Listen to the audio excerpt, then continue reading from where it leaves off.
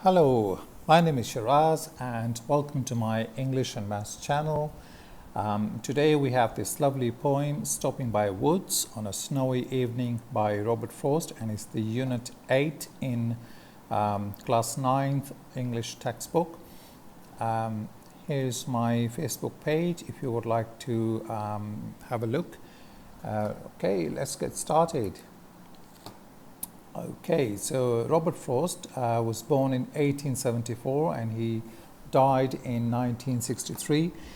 जो Robert Frost है वो एक अमेरिकन पोइट है, लेकिन इनका ज़्यादातर जो वर्क है वो इंग्लैंड में पब्लिश हुआ, फिर उसके बाद अमेरिका में भी हुआ. Okay, so we will talk about different devices today. Let's have a look at this picture. Okay, what do you think you can see in the picture? Yes, you can see a horse and you can see a man. Okay, so this man is the horse rider.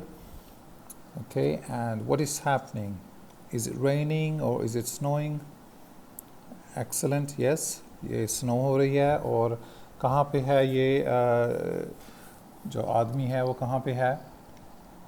वो एक छोटे से जंगल में है. ठीक है, woods जो होता है वो जंगल या फॉरेस्ट से छोटा होता है. ये एक छोटा सा एक इलाका होता है जहाँ पे बहुत ज़्यादा दरख्त होते हैं. ठीक है, अब शाम का वक्त है और ज़ाहिरी बात है वहाँ पे इतनी ज़्यादा लाइट नहीं है. ठीक है, तो ये चीज़ें आपने ज़हन में रखनी है. अभी हम आगे मूव करते हैं. ये पिक्चर है जो आपके टेक्स्ट बुक में है. ठीक है, लेकिन मुझे एक उससे ज़्यादा अच्छी पिक्चर मिली थी, इसलिए मैंने ये यहाँ पे लगाई है ताकि आपको बेटर अंडरस्टैंडिंग होगी पोएम की. ठीक है, ओके. तो इसको हम स्टार्ट करते हैं. ये रॉबर्ट फ्रॉस्ट के बारे में है, आप इसको बाद में पढ़ लीजिएगा. और इसकी कुछ फेमस पोइम्स हैं. ये वाली पोइम जो है the road not taken is one of my favourite poems. So let's have a look at the poem. Whose woods these are? I think I know. So whose woods? ये किसका जंगल है? अब जो पोइट है उसने poem का start लिया है एक क्वेश्चन के साथ कि किसका जंगल है. तो जो पढ़ने वाले ना उनके अंदर तजस्सुस पैदा होता है कि वो जानना चाहते हैं कि ये किसका है, किसके वुड्स हैं. और साथ में वो कहता है कि आई थिंक आई नो, मुझे लगता है कि मुझे पता है कि ये जो छोटा सा जंगल है ये किसका है.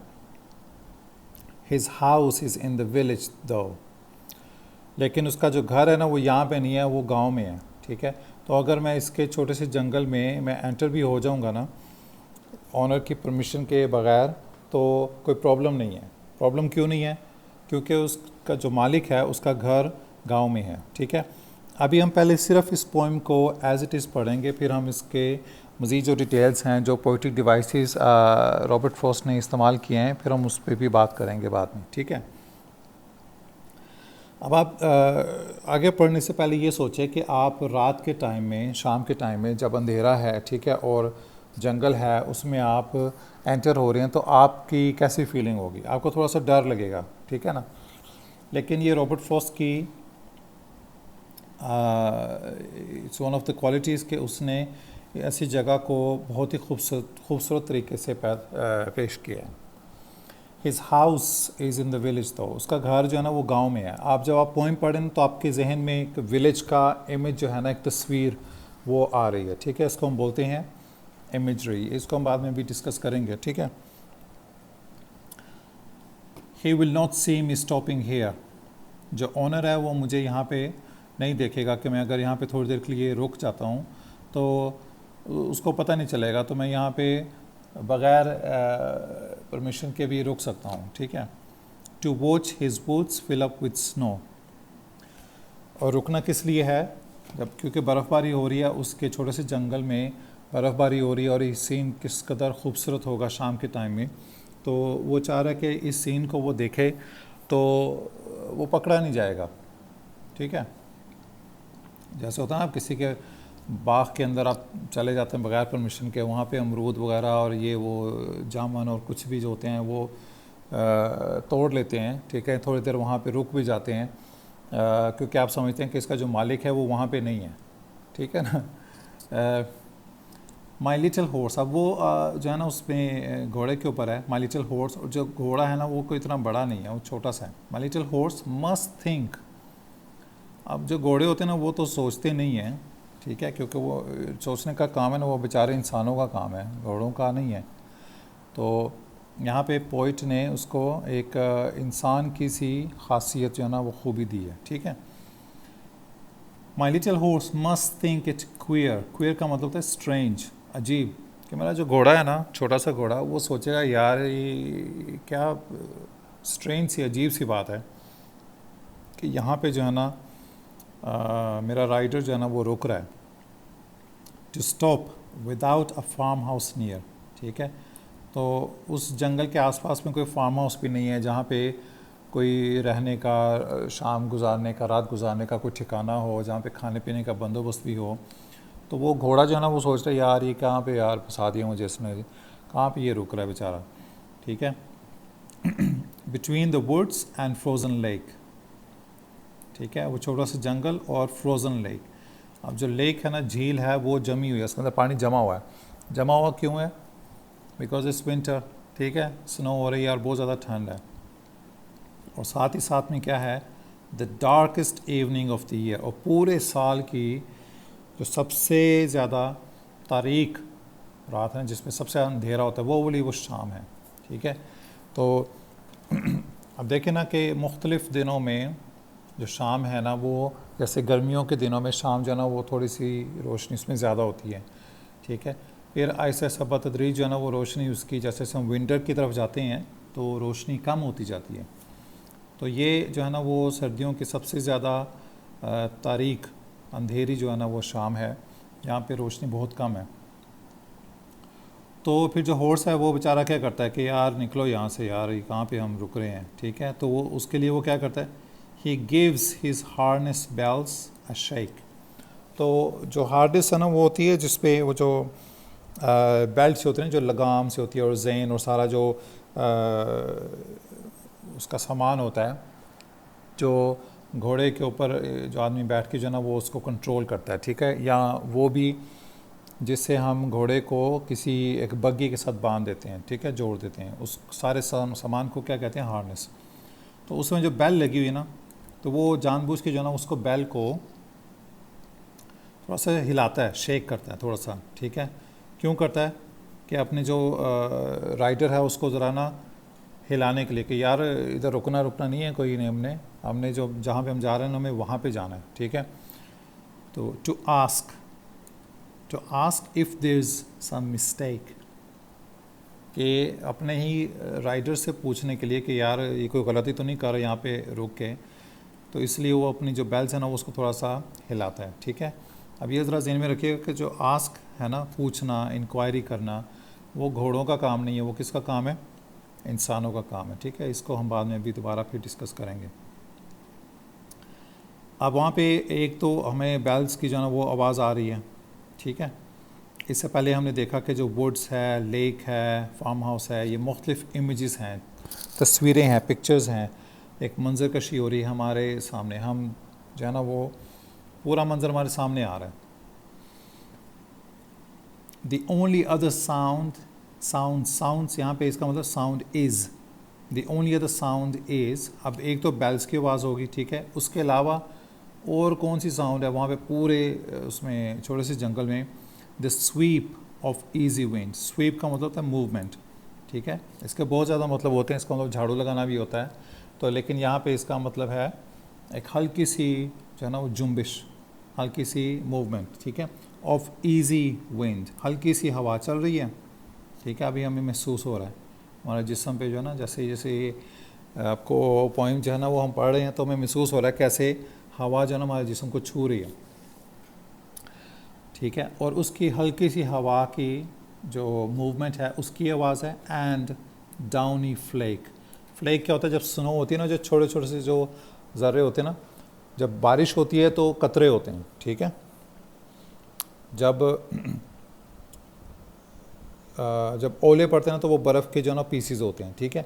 और ये जो है जो फ्लेक है वो जब बर्फ़बारी होती है ना तो वो हल्के से स्नो के पीसीज होते हैं ना, उसको बोलते हैं फ्लेक। और वो जो होते हैं ना ऐसे लग रहा होता है कि वो उसको हमने किसी नरम सी चीज़ से ढका हुआ, कवर किया हुआ, उसको हम कहते हैं डाउनी। डाउनी का मतलब किसी चीज़ को आप एक बहुत ही नरम से जो है ना वो मखमली सी चीज़ के साथ उसको आप कवर कर लें, ठीक है, चारों तरफ से।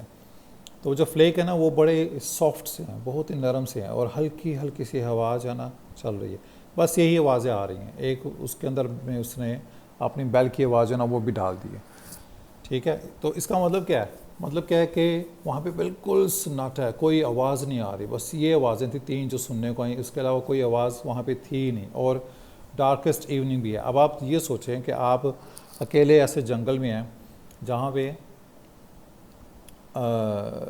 अंधेरा है, डार्केस्ट इवनिंग है, और इन तीनों आवाज़ों के अलावा कोई आवाज़ ही नहीं आ रही, सन्नाटा है बिल्कुल, ठीक है। तो एक आम जो इंसान है, मेरे जैसा इंसान तो जो है ना वहाँ पे तो डर जाएगा, सहम जाएगा। लेकिन रॉबर्ट फ्रॉस्ट की ये क्वालिटी है कि उसने इस सारे मंज़र को इतनी खूबसूरती से पेश किया है कि इंसान का दिल करता है कि यार मैं भी ऐसी जगह पे जाऊं और वहाँ पे थोड़ा सा मैं टाइम जो है ना अपना वक्त वहाँ पे गुजारूं पूरे सुकून के साथ, ठीक है। चलें आगे बढ़ते हैं। द वर्ड्स आर लवली, ठीक है। अब वो जो पोइट है वो क्या कह रहा है, जो कि पोइट है कौन यहाँ पे, जो घोड़े के ऊपर सवारी करके जा रहा है शख्स, ठीक है। तो वो क्या कहते हैं, द वर्ड्स आर लवली, कि ये जो जंगल है ना यार इस कदर खूबसूरत है, बहुत ज़्यादा खूबसूरत है, और डार्क है और अंधेरा है बहुत ज़्यादा, ठीक है। एंड डीप, और बहुत ज़्यादा गहरा भी है जंगल। तो अब डार्क और डीप जो है ना, अंधेरा है और साथ में गहरा भी है, बहुत ज़्यादा घना भी है। तो इंसान सोचता है कि यार ये चीज़ जो है ना, ये जगह जो है ये ऐसे लवली कैसे हो सकती है, तो थोड़ी सी डरावनी सी लगेगी। लेकिन वही आपको मैंने पहले बताया कि जो रॉबर्ट फ्रॉस्ट की ये क्वालिटी है कि उसने इस मंज़र को इस खूबसूरती के साथ पेश किया है कि हमें भी जो है ना वो ये बहुत ही लवली और ब्यूटीफुल जगह लग रही है। बट अब ये जो है ना बट आ गया, बहुत बड़ा बट है कि ये बहुत ज़्यादा खूबसूरत है और मेरा दिल कर रहा है कि यार मैं थोड़ी देर यहाँ पे रुक जाऊँ। और ऊपर से घोड़े ने भी जो है ना वो अपनी बैल्स को थोड़ा सा हिलाया है। बट लेकिन I have promises to keep, कि मैंने कुछ वादे किए हुए हैं जो कि मुझे निभाने हैं, ठीक है। हर कोई शख्स वादा करता है और कई होते हैं वो वादे तोड़ देते हैं, कई होते हैं वो वादे निभाते हैं। अच्छी बात यही है कि आप जो भी वादा करें उसको पूरा करें, ठीक है।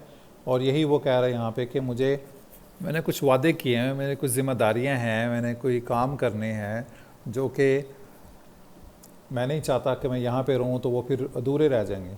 तो इसलिए वो कहता है कि मैं जो है ना यहाँ से फिर मुझे निकलना है, हालांकि इसका दिल बहुत चाह रहा है कि वो यहाँ पे रहें, ठीक है।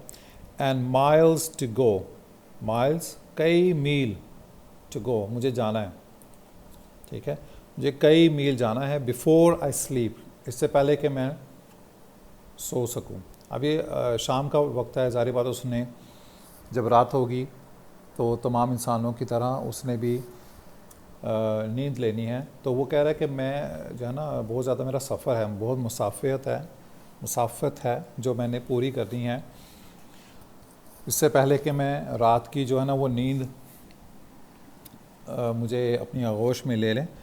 और मेरे कुछ प्रोमिसेस हैं, इसलिए मैं यहाँ पे रुक नहीं सकता, मुझे जाना है। And miles to go before I sleep, अब ये एक ही जो लाइन है उसने 2 दफ़ा कही है, और ये लाइन इसकी रॉबर्ट फ्रॉस्ट की बहुत मशहूर लाइन है ये, and miles to go before I sleep. और इसका जो असल में जो मतलब है ना वो भी हम दोबारा से जब पोइम्स को स्टडी करते हैं फिर मैं आपको बताता हूँ कि असल में इसका मतलब जो है ना वो क्या है।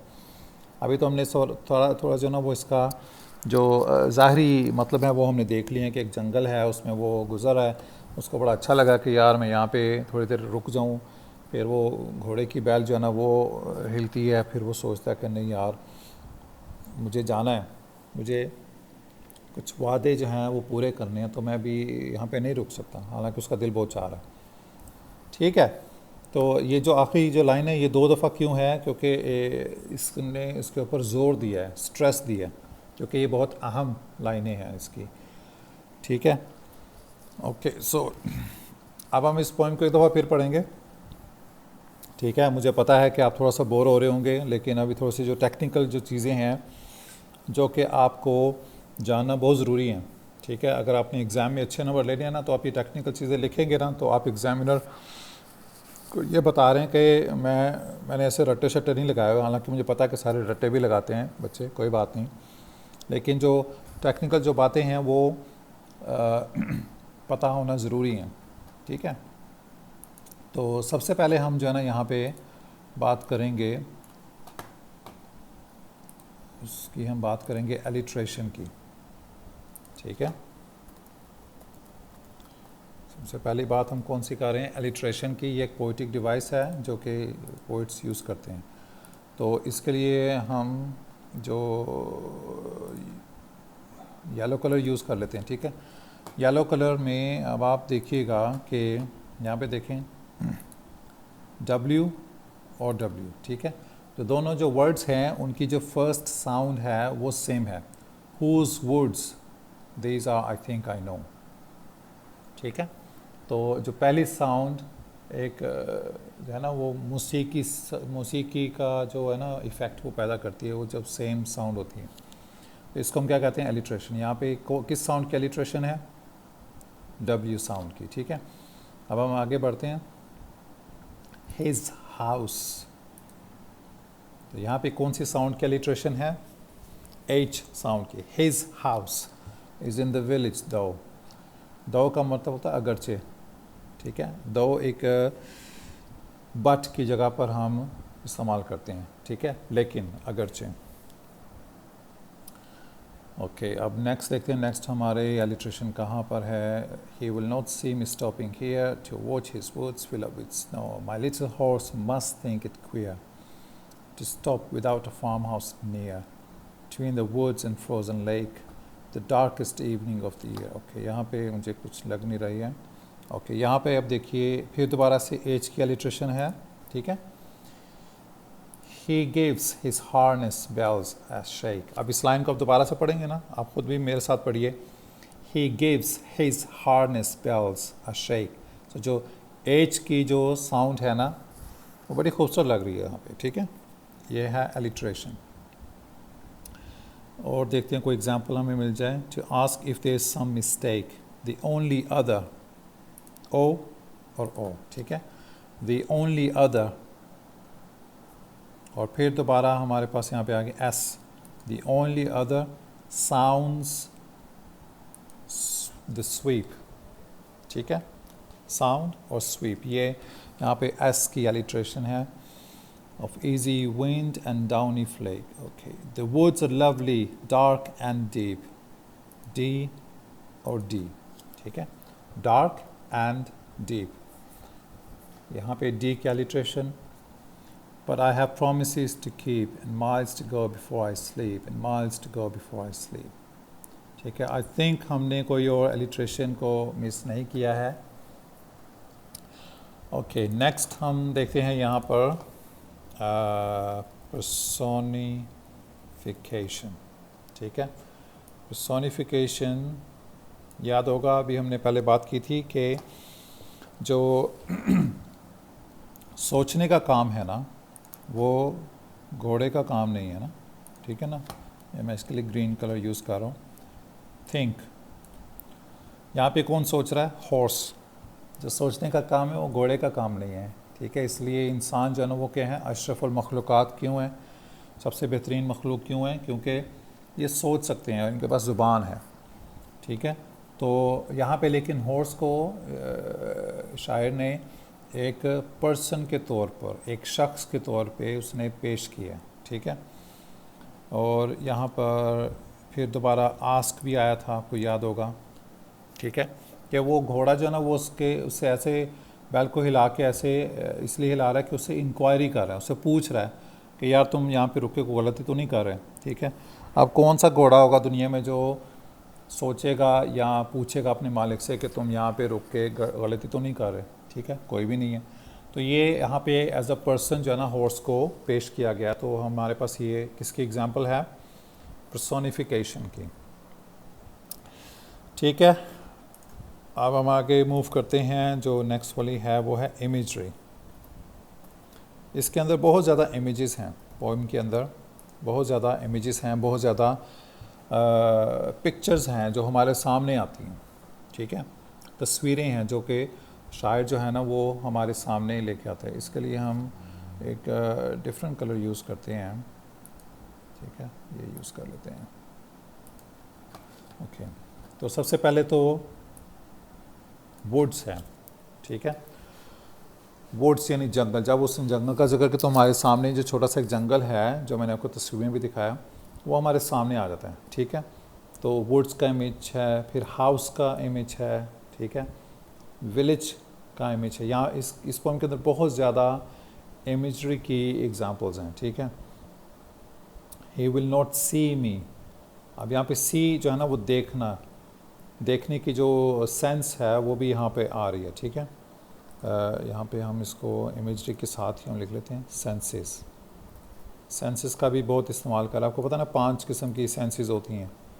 ठीक है, देखने की है, सूंघने की है, ठीक है, और चखने की है, और आप मेरे से ज़्यादा माशाल्लाह से ज़हीन है, आपको ज़्यादा पता होगा। और एक और कौन सी है, छूने की है। ठीक है, महसूस करने की। वो हम देखेंगे कि इसमें हमें कुछ नज़र आएंगी वो भी। टू वॉच, ठीक है, ये देखें ना, सी और वॉच, ये सेंसेस यहाँ पे इस्तेमाल हो रही हैं। His woods fill up with snow. ठीक है, स्नो का भी इमेज है यहाँ पे।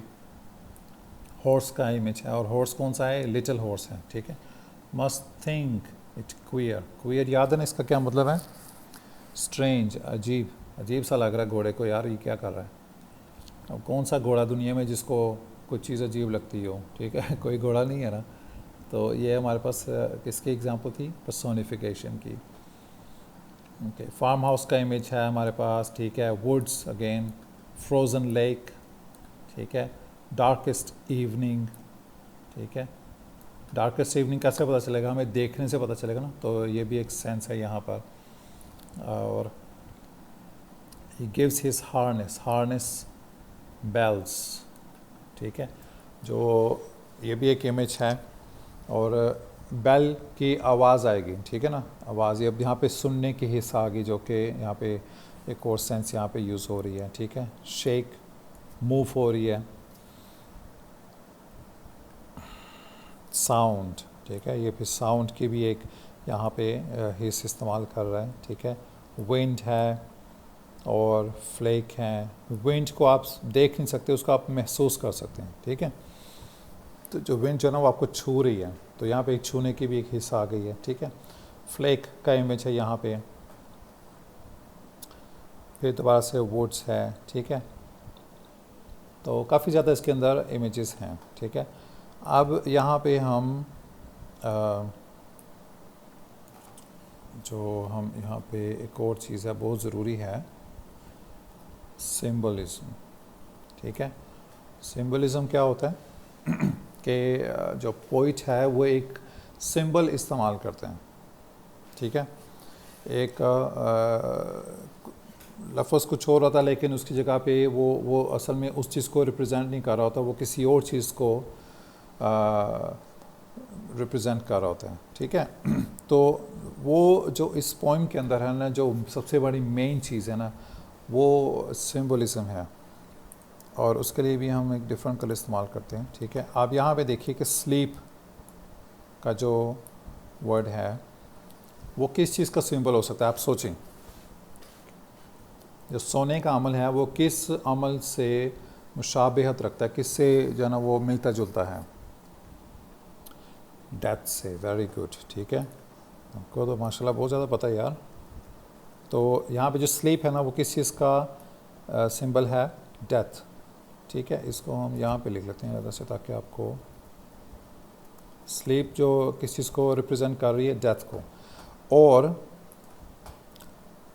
माइल्स टू गो, ठीक है, 2 दफ़ा उसने ये बोला यहाँ पे, माइल्स टू गो, ये किसका सिंबल हो सकता है, माइल्स टू गो। ठीक है, ये सफ़र ही कर रहा है ना, सफ़र है, सफ़र उसने तय करना। लेकिन ये कोई आम सफ़र नहीं है कि लाहौर से इस्लामाबाद चले गए, ठीक है, या लाहौर से मरी चले गए, कराची चले गए, ये वो वाला सफ़र असल में नहीं है। पोइम के अंदर तो वो है, लेकिन असल में सिंबल जो है ना वो कुछ और है। ये is the journey of life, ठीक है, जो ज़िंदगी का एक पूरा पैदा होने से लेके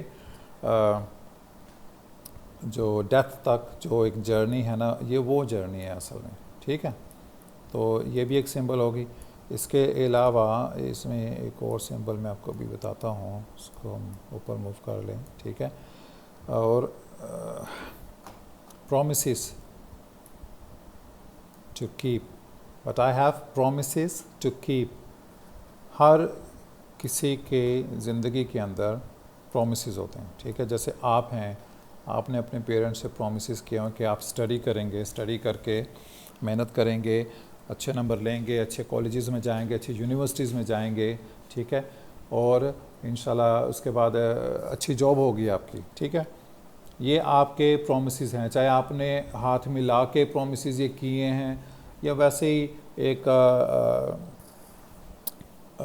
इसको कैसे उर्दू में कहेंगे कि एक अनकॉन्शियस से प्रोमिसेस हैं जो आपके पेरेंट्स के साथ हैं, ठीक है। और आपके पेरेंट्स ने भी आपके साथ अनकॉन्शियस प्रोमिसेस किए हुए हैं कि वो जैसे आपकी मदर हैं, ठीक है, आपकी मम्मी हैं, वो आपको खाना बना के देती हैं, घर के काम करती हैं, आपकी सारी हेल्प करती हैं, ठीक है। तो वो उन्होंने ये तो नहीं आपको हाथ मिला के तो वादा नहीं ना किया कि बच्चे मैं आपको रोज़ सुबह उठाऊंगी, नहलाऊंगी, फिर उसके बाद मैं खाना खिलाऊंगी, कपड़े वगैरह ये वो सारा कुछ जो भी काम शाम है वो करूंगी, शॉपिंग करूंगी, ठीक है। और ये अनकॉन्शियस से हैं ये प्रोमिसेस। फिर आपके जो डैडी हैं, आपके फादर हैं, उन्होंने भी आपसे ऐसे प्रोमिसेस अनकॉन्शियस किए हुए हैं कि वो जॉब पे जाएंगे, जॉब से क्या करेंगे, मेहनत करके तो आपके लिए पैसे जो है ना वो लेके आएंगे ताकि आपके घर का जो सिलसिला है, स्कूल की फ़ीस है और जो खर्चे वगैरह वो चलते रहें, ठीक है ना। तो ये प्रोमिसेस हैं। ये प्रोमिसेस असल में क्या हैं? ये ज़िम्मेदारियाँ हैं, ठीक है। कुछ आपकी ज़िम्मेदारियाँ हैं, कुछ आपके पेरेंट्स की ज़िम्मेदारियाँ हैं, कुछ आपके बहन भाई की ज़िम्मेदारी, सबके पास कोई ना कोई ज़िम्मेदारी होती है, ठीक है। मेरी ज़िम्मेदारी क्या है? मैं टीचर हूँ, मैंने अपने स्टूडेंट्स को पढ़ाना है, ठीक है ना। ये मेरी रिस्पॉन्सिबिलिटीज़ हैं। रिस्पॉन्सिबिलिटीज़ का स्पेलिंग ठीक किया मैंने, ये भी एक मेरी ज़िम्मेदारी ना कि मेक श्योर कि मेरे स्पेलिंग भी ठीक हो। I think they are right, okay, that's fine. So हर एक की रिस्पॉन्सिबिलिटीज़ हैं जो कि उन्होंने निभानी है। तो ये प्रोमिसेस भी यहाँ पे असल में किस चीज़ का सिंबल है? रिस्पॉन्सिबिलिटीज़ का। अब ये रिस्पॉन्सिबिलिटीज़ होती हैं, ठीक है, लेकिन इंसान का कभी कभी दिल करता है कि यार कि मैं जो है ना वो इन रिस्पॉन्सिबिलिटीज़ से थोड़ा सा ब्रेक लूँ, ठीक है। ब्रेक कैसे ले सकते हैं? ब्रेक ले सकते हैं आप टीवी देख सकते हैं, ठीक है, नेटफ्लिक्स के ऊपर मूवीज़ देखते हैं, या आप पार्क में चले जाते हैं, ठीक है, या आप कहीं पे शॉपिंग करने चले जाते हैं फ़न के लिए, ठीक है, या अपने रिश्तेदारों के यहाँ चले जाते हैं, दोस्तों के साथ बाहर चले जाते हैं, ठीक है। मुख्तलिफ़ तरह के ब्रेक्स हो सकते हैं ना, ठीक है। आप ब्रेक लेते हैं लाइफ से, अपनी ज़िम्मेदारियों से। हर एक का दिल करता है कि थोड़ा सा वो आराम करे, थोड़ा सा अपने लिए वक्त जो है ना वो निकाले जिसमें वो पुरसकून तरीके से इन तमाम ज़िम्मेदारियों से फ़रार हासिल कर लें, ठीक है। एस्केप, इसका हम इंग्लिश में बोलते हैं, एस्केप हासिल कर लें, ठीक है।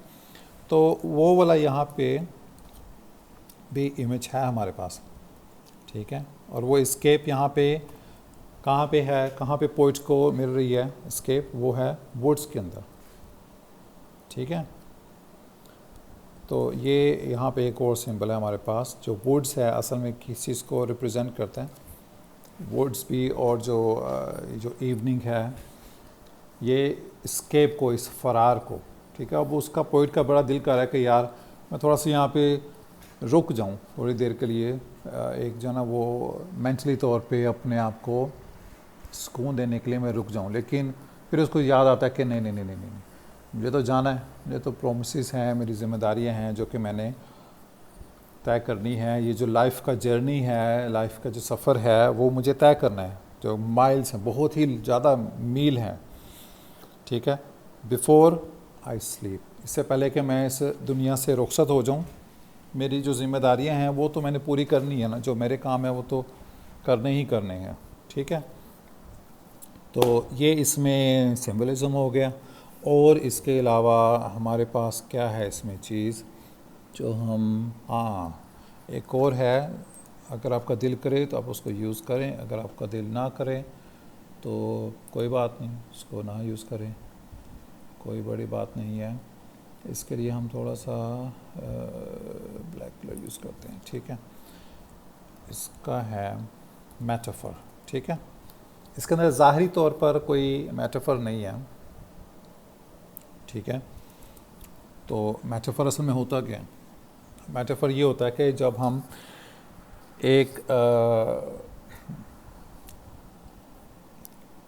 हम जैसे कहते हैं कि ये जो मेरा बच्चा ना, ये तो मेरा बच्चा जो ना ये शेर है। शेर क्यों है? असल में शेर तो वो है नहीं, वो तो बच्चा ही है ना, वो तो शेर नहीं हो सकता ना, लेकिन हम उसको शेर इसलिए कह रहे हैं कि शेर की तरह से बड़ा बहादुर बच्चा है, ठीक है। तो या जो मामा हैं वो अपने बच्चे को कहते हैं ये मेरा जो बच्चा ना ये तो चाँद का टुकड़ा है।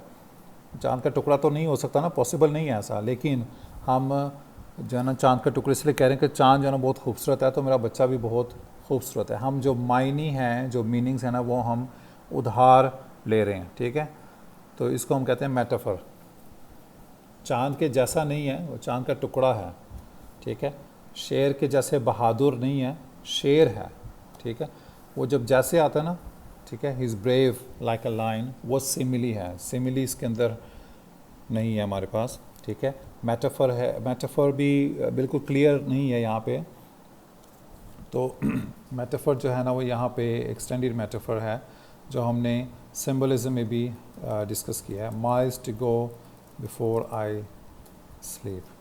तो इसमें जो स्लीप का है ना मेटाफर, वो इस्तेमाल हो रहा है, ठीक है, डेथ के लिए। Miles to go before I sleep.